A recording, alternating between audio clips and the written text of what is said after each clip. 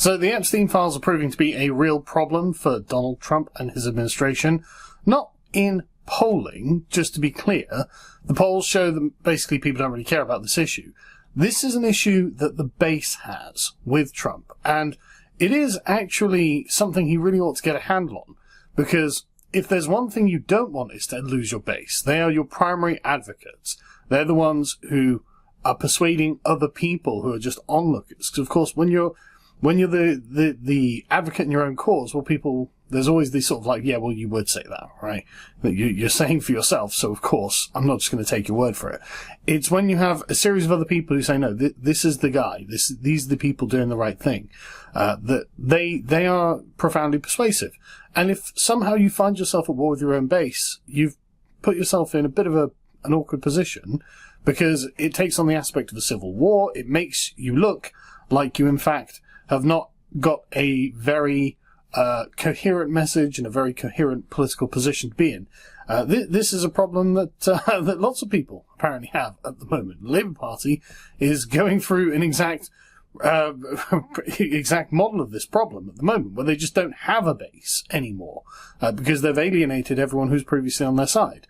And so you don't want to get into this, right? This is an issue that has to be resolved, because the base has realized that the messaging has not exactly been very consistent on this, and it's not exactly very, very useful.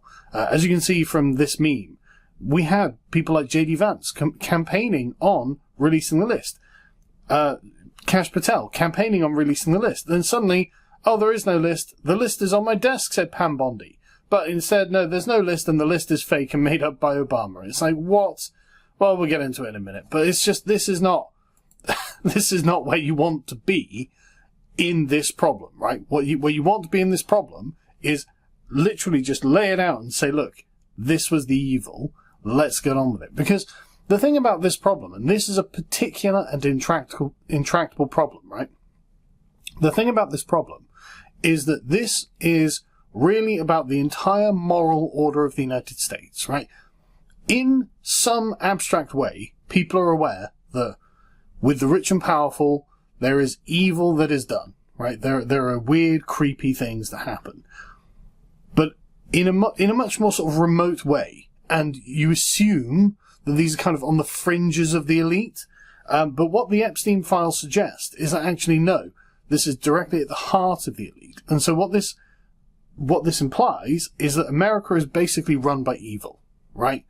And people actually don't want to be run by evil. I know, shocker, breaking news. I see why you come to this channel for commentary. This really is about the general moral order of the world, and whether the Trump administration could be trusted by its own base. And many people are now thinking, oh, right, okay, well, can I trust the Trump administration? It's actually not seeming like I can. I mean, to go from a bunch of crusaders like Bongino and Patel to essentially looking like you're in a hostage video on Fox News saying, well, no, there is no list. Trust me, I've looked. There's nothing on Pam Bondi's desk. There's nothing to worry about here at all. And as Donald Trump's like, is still people still talking about the Epstein list? Yeah, they are. Because this is basically the American public trying to make sure that their country isn't run by Satan. And this, I think for them, is not going to go away, actually. This is a kind of splinter in the back of their mind, as it were. And it's got to the point now where it's like, well, what would be the reason not to do it? Right? And the argument we hear over and over is, well, the Democrats would have released it if Trump was in it. It's like, okay, I believe that Trump's not in it. I mean, you know, Trump threw Epstein under the bus years ago. They used to be friends back in the early 2000s. And then they fell out over a property. And then Trump started going, well, that Epstein guy is a bit dodgy. You better worry about him. And like I said, after all the things Trump's been investigated for, like nothing substantial has come up. So I don't really think Trump is in it, because Trump seems to have liked adult women throughout his career, to be honest. But he came out and said this. Apparently the Epstein files could destroy people, according to Bill O'Reilly. Apparently he told it. He said, and I agree that there's lots of names associated with Epstein that had nothing to do with Epstein's conduct. or maybe they had lunch with him, or maybe some correspondence for one thing or another. If that name gets out, these people are destroyed because there's not going to be any context. It's like, okay, and I'm not saying that's not an unfair thing to worry about, but why can't we have some sort of explainer that goes along with it, something that provides some context? Because I agree with you, like there are lots of people who went to Epstein's Island and are obviously not implicated in anything they did. Like Stephen Hawking went to Epstein's Island, probably didn't do anything because he was, a quadriplegic or whatever it's called, right? He literally bowed to a wheelchair and couldn't move. So probably not guilty. And the thing is, Epstein liked to court scientists. He liked to have, he liked to think he was a high-powered intellectual, and he liked to court these scientists. And many of them would have gone to his island just because he was rich, he was famous, he was well-connected. They thought they were going to get funding, and they thought they were going to get fame out of it. I doubt that many of them went to his island because he had compromat, and they were going to get on with whatever they did there, right? I imagine that sort of stuff was really for political agents who had influence and were actually people who you would want to make sure weren't going to turn against a certain country in the Middle East. So there are going to be, and like there's a picture of Elon and Ghislaine Maxwell, right? This is another thing. This was clearly at some sort of function, and so lots of famous people go to functions, and suddenly you've got a guy who you don't know a woman you don't know having a photo taken next to you, and then this photo comes back to haunt you a million times, and you're like, I don't know who they were. Like, this is actually kind of common in these circles. So fair enough. I agree, actually, there are going to be people who will be unfairly implicated, right? But that can surely be covered up after the fact, right? The actual criminals, the people who are implicated, I think it is more important to get them, and then we can have people come out and say, look, I had dinner with Epstein because I didn't know any of this. This is what happened. Nothing, I went there and nothing happened, blah, blah, blah. And, I was there for like 2 hours having a tea with them or something, I don't know. And whatever. And I'm sure people would be, maybe they wouldn't be understanding, to be fair. But if you specifically stipulate, no, it was definitely these guys, right? We've got the evidence for these guys and not these other people, because bearing in mind that Epstein was a high-flying socialite, or whatever they call them, I think that would be something that you could at least persuade most of the base around to understanding, because I agree that actually most people associated with them probably weren't actually directly involved. But to do nothing is just not good enough, right?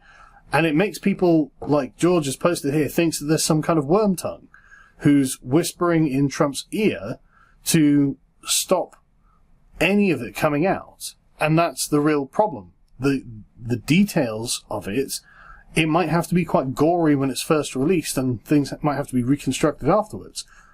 But there has to be some sort of accounting on this. There has to be a kind of reckoning on this, because what was done was unbelievably atrocious. And just as a quick reminder, hundreds of millions of dollars in compensation have been paid to hundreds of Epstein's victims over the years. For example, when he was working at JP Morgan, back in 2023 this was, there were 200 survivors who came forward, and they paid nearly $300 million in settlements with them over what happened. And this is because Epstein was a JP Morgan client from 1998 to 2013, and they kept him on even after he was arrested in 2006 and pleaded guilty. So, all I'm saying is, if they know that they're going to have to pay for all of this, and there are 200 women, and God knows what age they were when they were being abused, who have been paid off out of this, Virginia Giuffre being one of them, and now she committed suicide, which I don't believe, obviously, but anyway, moving on. This is an issue that obviously has roots, and is obviously worth a lot of money to the people involved, and so really we need to have some sort of accountability for all of this that actually allows people to understand what's going on. And so having a worm tongue in the background saying, don't do this because some people might be ruined, well, I'm not actually very sympathetic to that, to be honest. And so after the base have caused all of this trouble and made all of this noise and forced Trump to have addressed it briefly in the meeting with Pam Bondi, where he says, I can't believe people still care about this. It's like, yeah, well, you can say that, but the thing is, we're not part of the sort of New York business class, and so we don't care if you guys think this is uncool or cringe or whatever. We're bothered about this. And so Trump came out on Truth Social and posted a long post, which I'm going to read, and you can tell that this is getting to him and the administration. What's going on with my boys and in some cases gals? They're going after Attorney General Pam Bondi, who's doing a fantastic job. We are one team, MAGA. And I don't like what's happening. We have a perfect administration, the talk of all the world, and selfish people are trying to hurt it, all over a guy who never dies, Jeffrey Epstein. For years, it's Epstein over and over again. Why are we giving publicity to files written by Obama, crooked Hillary, Comey, Brennan, and the losers and criminals of the Biden administration who conned the world with Russia hoax, 51 intelligence agents, laptop from hell, and more? They created the Epstein files just like they created the fake Hillary Clinton Christopher Steele dossier they used on me, and now my so-called friends are playing right into their hands. Why didn't any of these radical left lunatics release the Epstein files? If there was anything in them that could have hurt the MAGA movement, why didn't they use it? They haven't even given up on the JFK or Martin Luther King Jr. files. No matter how much success we have had, securing the border, deporting criminals, fixing the economy, energy dominance, a safer world where Iran will not have nuclear weapons, it's never enough for some people. We are about to achieve more in 6 months than any administration has achieved in over 100 years, and we have so much more to do. We are saving our country and making America great again, which will continue to be the complete priority. The left is imploding. Kash Patel and the FBI must be focused on investigating voter fraud, political corruption, Act Blue, the rigged and stolen election of 2020, and arresting thugs and criminals, instead of spending month after month looking at nothing but the same old radical left-inspired documents on Jeffrey Epstein. Let Pam Bondi do her job. She's great.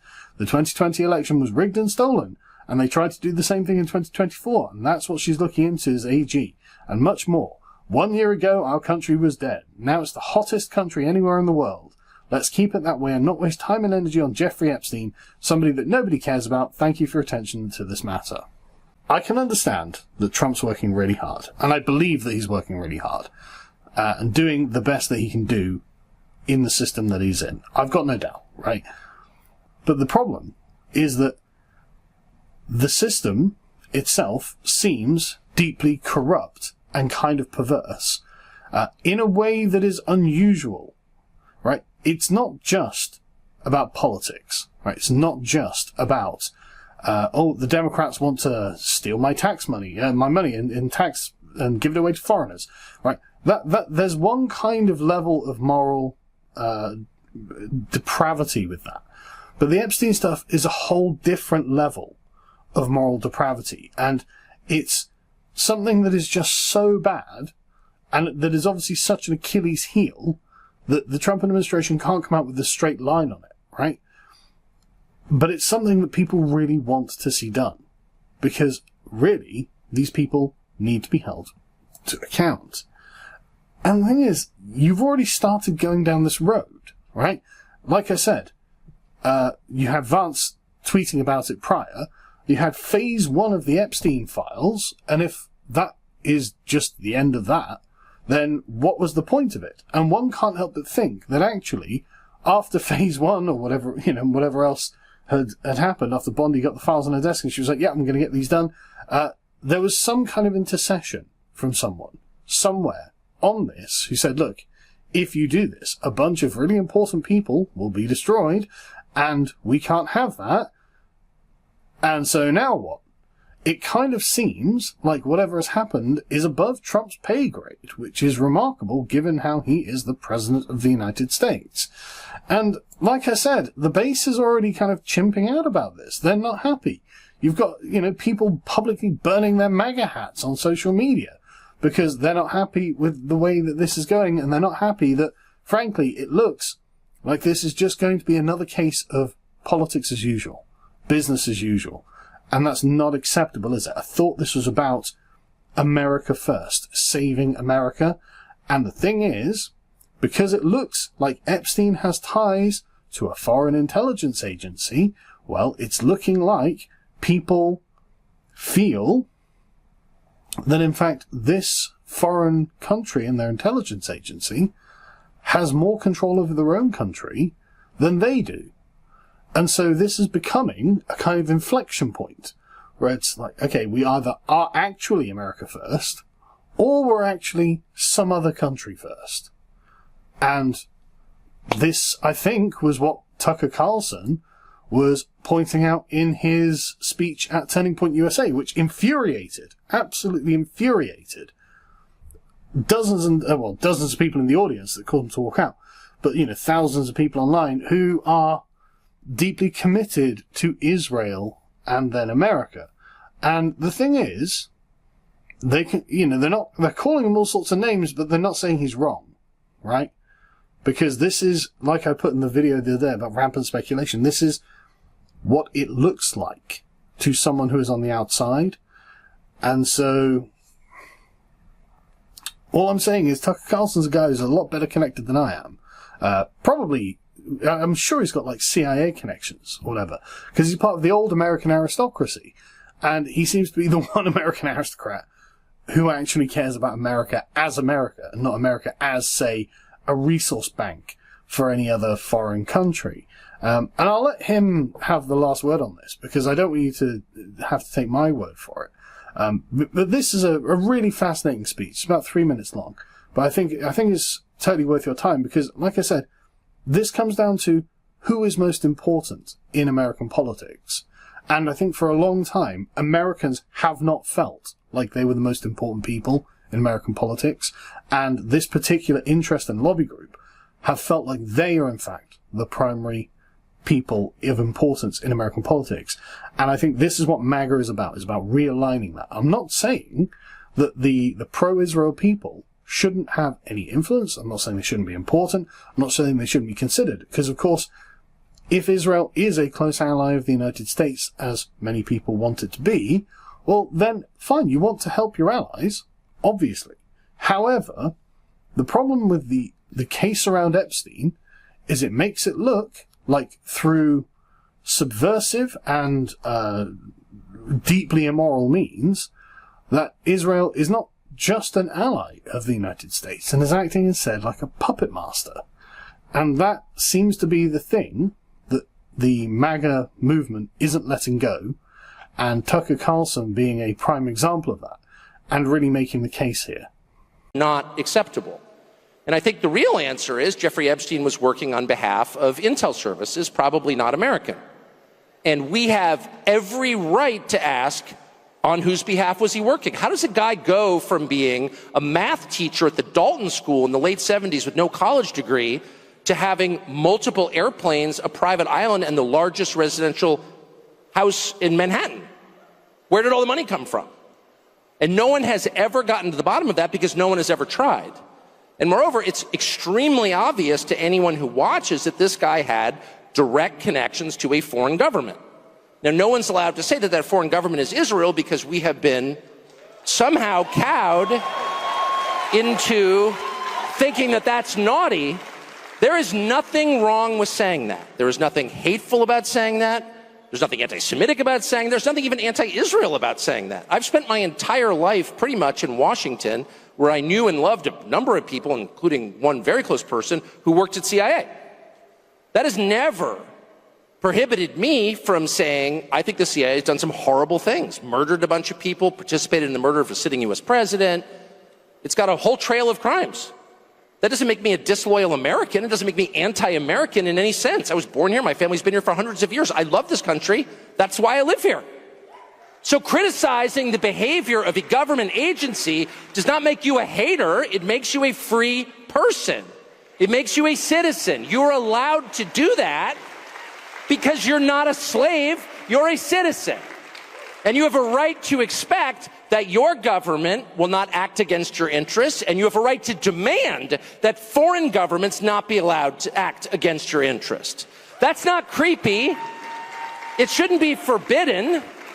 And yet all of us have trained ourselves to believe that you can't say that somehow, that that's like too naughty and forbidden. And the effect of making that off limits has been to create a lot of resentment, and I'll say it, hate online, where people feel like they can't just say, like, what the hell is this? You have the former Israeli prime minister living in your house. You have had all this contact with the foreign government, were you working on behalf of Mossad? Were you running a blackmail operation on behalf of a foreign government? By the way, every single person in Washington, D.C. thinks that. I've never met anyone who doesn't think that. I don't know any of them that hate Israel, but no one feels they can say that. Why?